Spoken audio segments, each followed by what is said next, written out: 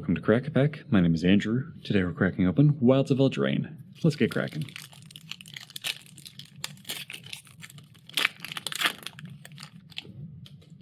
Our first card today is a Beast token, followed by a Plains for our land.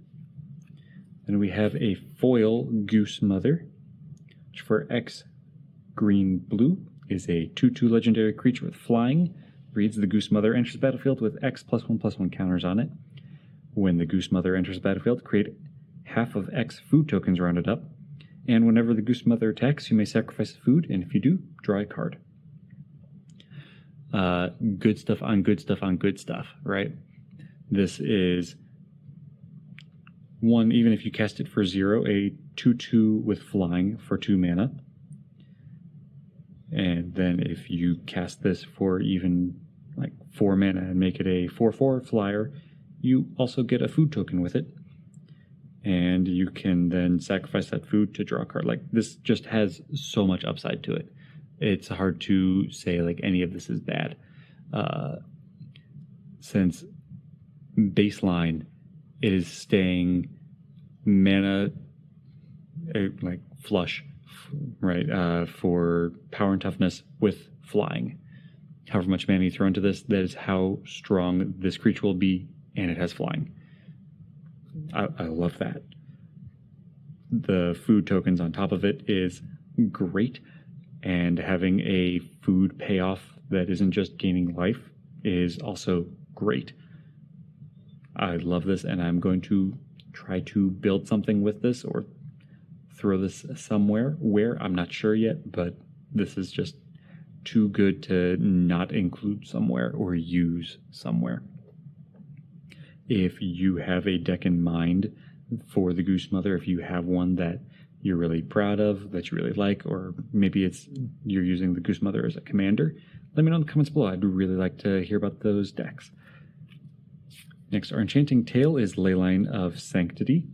For 2 white is an enchantment that reads, if Leyline of Sanctity is in your opening hand, you may begin the game with it on the battlefield. You have hexproof. So, just not being able to be targeted by any spells, that's kind of nice. That stops some burn, stops some effects from hitting you, the player. Makes you a little bit more difficult to interact with. Obviously, combat damage still goes through, but if you can't be the target of spells, enchantments, or as curses, then you are only vulnerable to combat damage. And if you are playing a sufficiently wide board, it's going to be really hard to get that combat damage through. So this is a very, very nice enchanting tail. Very nice enchantment to have. I just don't know where I want to put this. If you have decks that use Leyline of Sanctity, let me know in the comments below. Next we have Cruel Samnifage, which has a sorcery adventure, Can't Wake Up.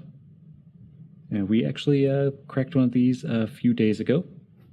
And I'm very happy to have a second one now, because while one is pretty nice, having 2 of these where you're able to, mill 8 cards off of your opponent pretty easily from these sorceries, that's a lot better than only milling 4. And you're much more likely to get several creatures into their graveyard to then be pumping up the creature side of this card.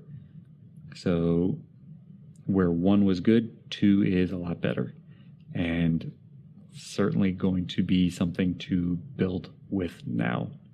Two of these, probably going to try to do like a big mill pioneer deck.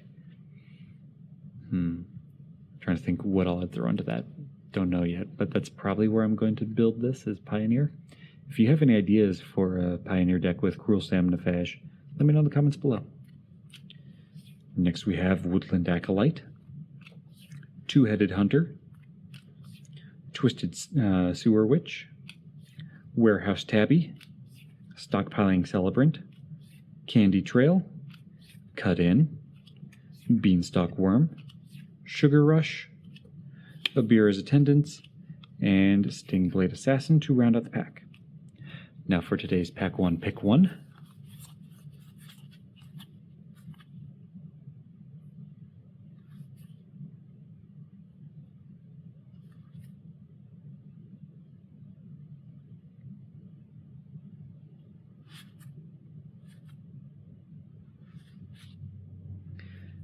I'm going to give it to the Goose Mother. It's just too much good stuff to pass up. Like I said, when we were going through the pack initially, at the very worst, this is a 2-mana 2/2 with flying that has a food outlet on it. This is going to really be reading the Simic ramp, though, where you've got like Up the Beanstalk as a payoff for big spells. Well, you're going to want that out and ramping up so that you can then drop this for like 6 mana and get a few food tokens, get a 6/6 flyer, and have, a use for some of the food that you're going to incidentally be creating to just help you continue to fuel your hand.